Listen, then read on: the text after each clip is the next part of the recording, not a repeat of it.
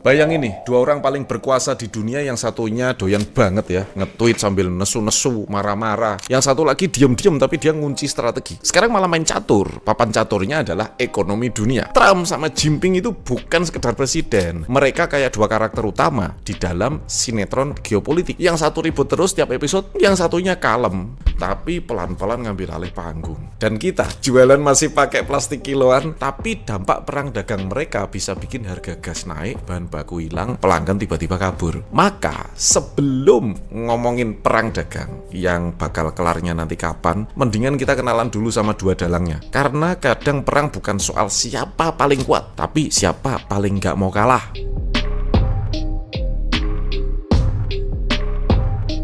Donald Trump ini bukan sekedar presiden, dia itu acara TV yang hidup. Setiap hari bisa trending, kadang-kadang karena keputusan besar, kadang-kadang cuma salah ngomong di Twitter. Trump ini kayak bos proyek, suka ngomel tapi punya duit. Visi dia, Amerika harus balik jadi tukang pukul Cina. Caranya gimana? Tarif sana, boykot sini. Pokoknya bikin semua negara mikir kalau mau dagang sama AS. Tapi jangan salah ya, meskipun gaya kampungan, efeknya gede banget loh ini. Setiap dia nge-tweet soal Cina, harga saham itu jungkir balik. Jadi kalau kamu mikir dia cuma ngomong tok, coba tanya Wall Street. Dan selama dia di White House, orang-orang di sekelilingnya kayak main orkestra gitu. Yang nggak loyal out, yang lawan diganti. Karena buat Trump, kebijakan itu harus sepenuhnya Trump style. Cepat, frontal, bikin geger.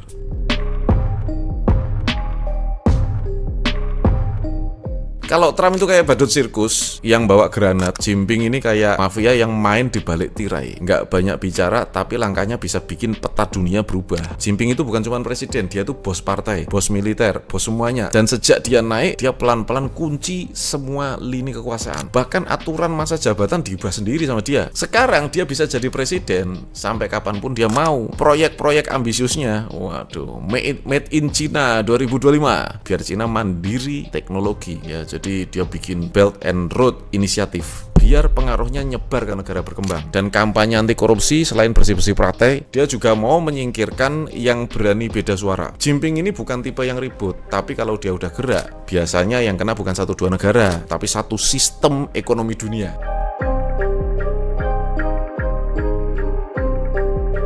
Ini tuh sekarang nggak pakai rudal ya teman-teman, tapi kebijakan mereka bisa meledakkan harga barang-barang di pasar tradisional. 2018 saja Trump bikin kejutan ya, tarif gede-gedean buat produk Cina, totalnya sampai 360 miliar dolar. Cina bales, nggak tanggung-tanggung, mereka juga naikin tarif, stop beli produk-produk Amerika, boykot diam-diam. Efeknya apa? Kontainer numpuk di pelabuhan, ongkos kirim itu dadel gitu ya, naik. Nah, kemudian dalam 2 tahun pertama, potensi pertumbuhan ekonomi global hilang sampai 0,8%. Dan itu belum termasuk efek psikologisnya ya ke investor sama pelaku-pelaku bisnis kecil UMKM, terutama yang ambil barang dari Cina. Ya ketiban harga, mau ekspor ke AS kena regulasi. Pokoknya gini, kalau ada yang bingung kenapa barang naik tapi omsetnya nggak naik-naik, ini loh biangnya.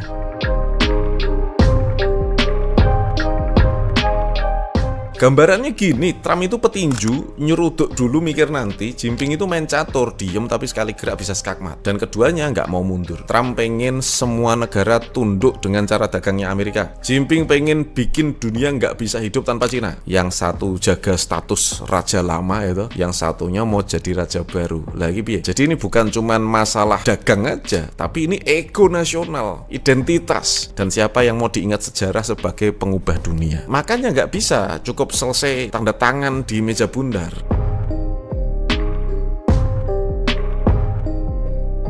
Dulu, negara-negara ini saling tukar barang, kayak keluarga besar. Sekarang udah kayak pasangan bercerai rebutan anak. Anak-anaknya UMKM dan negara berkembang. World Bank bilang, lebih dari 61% negara berkembang mengalami inflasi karena rantai pasokan yang carut-marut, berantakan. Kontainer di Asia ke Eropa naik 5 kali lipat. Indonesia?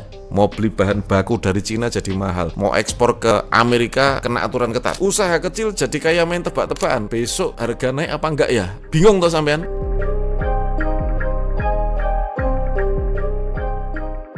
Selamat datang di era baru. Kalau dulu orang rebutan minyak, sekarang rebutan chip. Chip itu otaknya teknologi. Tanpa chip, AI, mobil listrik, ponsel nggak bisa jalan. Amerika larang impor chip canggih, bahkan maksa negara lain ikut blokir. Lah Cina langsung bangun pabrik-pabrik chip sendiri. Tapi ya kualitasnya masih agak ketinggalan sih. Menurut Aspi, Cina masih 5-7 tahun di belakang soal teknologi chip dibandingkan Amerika Serikat dan Taiwan. Tapi jangan dianggap remeh. Cina ini kalau ngebut meledak ini.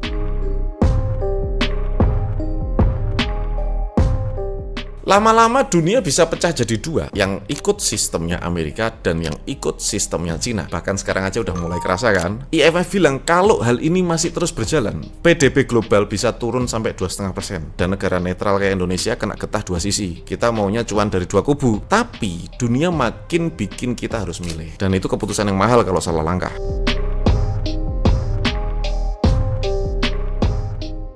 Ini adalah pertanyaan sejuta umat, teman-teman. Ini bakal kelar kapan sih? Jawaban jujurnya adalah belum kelihatan ujungnya. Biden kemarin melanjutkan tarif Trump. Calon presiden lain rata-rata makin galak ke Cina. Jinping udah autopilot terus sampai masa jabatan entah kapan. IMF dan Economist Intelligence Unit memprediksi ketegangan ini bakal jadi kondisi new normal sampai paling tidak 2030. Jadi yang nunggu damai, ya mending siap-siap payung duluan ya. Ini diprediksi sampai 2030. Selama dua negara besar ini masih saling jegal, UMKM di Indonesia ini kejedot terus. Dan masalahnya nggak ada yang ngajak kita duduk bareng untuk negosiasi. Kita cuma bisa nerima harga naik, pasokan macet, dan pelanggan ya tambah sensi gitu. Warung-warung kecil biasa ngambil bahan dari distributor, tiba-tiba harganya naik 15% dalam semalam. Pelaku-pelaku kerajinan yang impor bahan dari Cina tersendat, seller-seller online ambil barang grosir buat jualan lagi, dan stoknya telat, ratingnya jeblok. UMKM itu bukan cuma mesin ekonomi, tapi juga jaring pengaman sosial. Kalau mereka tumbang karena efek domino perang dagang, hilang bukan cuma omset, tapi juga lapangan kerja, warung tetangga, sampai tukang ngeprint stiker.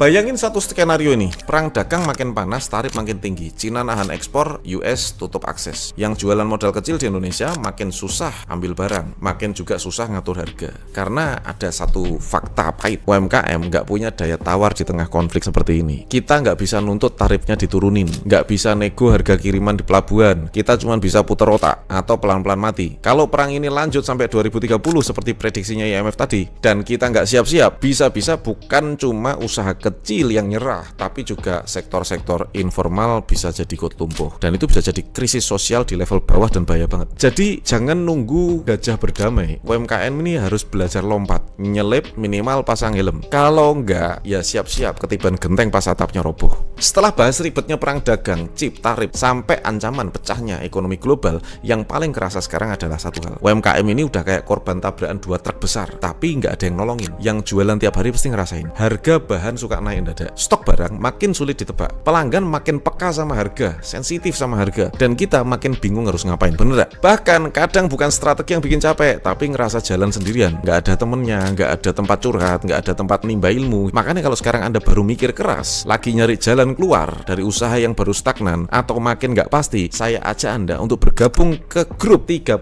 hari bimbingan UMKM. Ini bukan grup motivasi ya.